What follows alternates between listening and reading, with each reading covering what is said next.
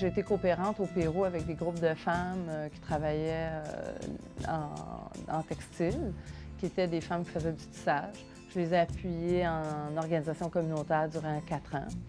Après, je suis revenue, j'ai étudié à l'école, au Centre de recherche en impression textile. Puis, j'ai travaillé en même temps, je travaillais avec des femmes qui sortaient de la prison Tanguay. J'ai monté une friperie avec elles. Puis, en même temps, j'avais mon propre atelier, mais que je faisais à temps partiel. Puis les 2 dernières années, ça a été très rapide. C'est que j'ai fait le Salon des métiers d'art en janvier 2002. Puis, tout de suite après, je louais le local que j'ai ici pour ouvrir mon atelier boutique.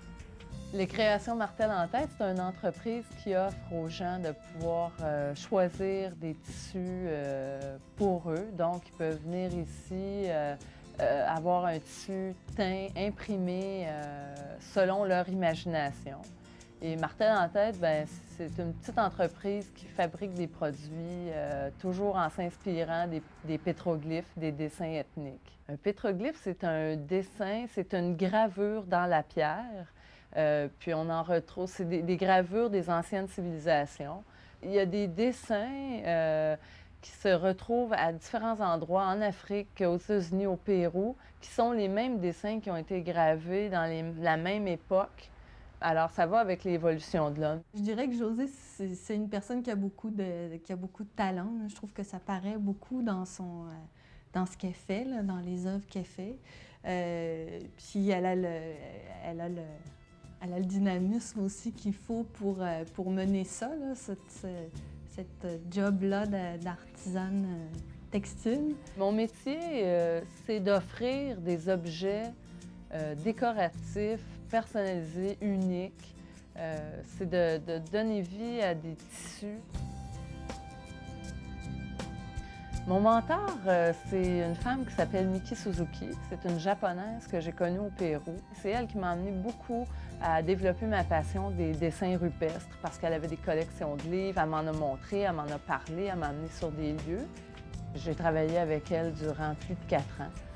Puis, à mon retour du Pérou, j'ai décidé d'aller étudier au Centre de recherche en impression textile. C'était un DEC qui se donnait de 3 ans. Je suis Nathalie Tremblay.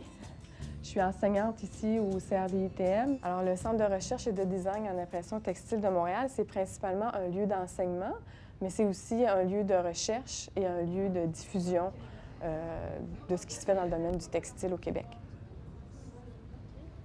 Quand on parle du DEC, c'est tous les cours de spécialisation. Donc, c'est les cours de colorant, les cours d'impression, soit à la sérigraphie, soit en technique de réserve mécanique ou liquide, en design textile assisté par ordinateur. Tous les cours d'atelier se donnent ici. Puis c'est sûr que dans le cadre de la formation, il y a aussi des cours du tronc commun, des cours de français, philo, des cours d'histoire, des arts décoratifs. Bien ça se donne au Cégep du Vieux-Montréal. Après un DEC, là, il y a quand même quelques portes qui s'ouvrent. Tu peux aller travailler pour l'industrie textile.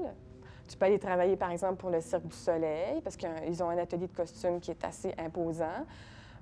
Donc, tu peux travailler pour une autre entreprise. Tu peux aussi te partir à ton compte. La plupart des gens qui étudient ici veulent se partir à leur compte. Donc, à ce moment-là, bon, il y a différentes possibilités, mais comme Josée, c'est vraiment se partir en affaires avec ses propres créations, ses propres produits. Les techniques que j'utilise, c'est des techniques de teinture. On appelle les colorants que j'utilise sont les colorants de cuve. C'est des colorants qui prennent leur couleur avec l'oxygène. Donc, quand tu es en train de faire ton bain, tu ne vois pas la couleur, mais quand tu ouvres ton tissu et que c'est comme un procédé d'oxydation. Alors, c'est les colorants de cuve avec des techniques on appelle de réserve. Donc, il y a des gens qui vont appeler ça du tie-dye. Il y a des façons de plier les tissus, mais c'est à un moment donné, tu commences à connaître ce que tu veux obtenir comme craquelure. Je fais beaucoup de sérigraphie avec les cadres de soie.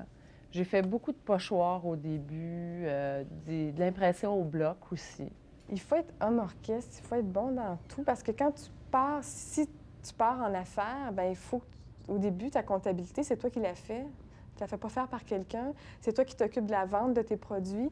C'est toi qui t'occupes de la fabrication de tes produits parce que tu ne peux pas payer encore quelqu'un pour le faire à ta place.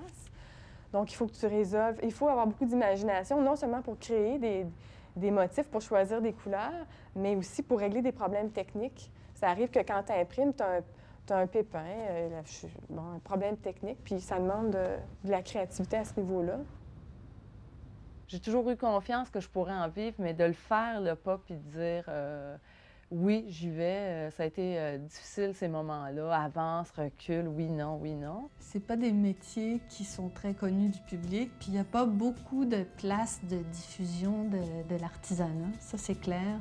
Puis il y a peut-être aussi une espèce de vision de l'artisanat comme quelque chose de quétaine ou de mal, alors que c'est pas vrai, là. Plus les gens vont le savoir, plus on va faire d'expositions, on va participer à des événements, les gens vont connaître notre métier, ils vont pouvoir apprécier, ils vont le reconnaître à sa juste valeur aussi parce que c'est beaucoup de travail, donc c'est sûr que ça peut coûter un peu plus cher que ce qu'on trouve parfois sur la rue Saint-Hubert, mais c'est fait ici, c'est plus exclusif. Si je vais voir ou chercher les choses de Josée, c'est aussi parce que je trouve que ça me ressemble plus que la reproduction qui est en vente chez Ikea partout dans le monde. C'est d'offrir des produits de décoration, dans le fond, mais avec des motifs culturels. Moi, souvent, j'appelle ça des tissus culturels parce que c'est pas non plus n'importe quel tissu commercial. C'est les gens qui vont s'intéresser à la culture, au voyage, qui vont souvent devenir les clients de Martel en tête.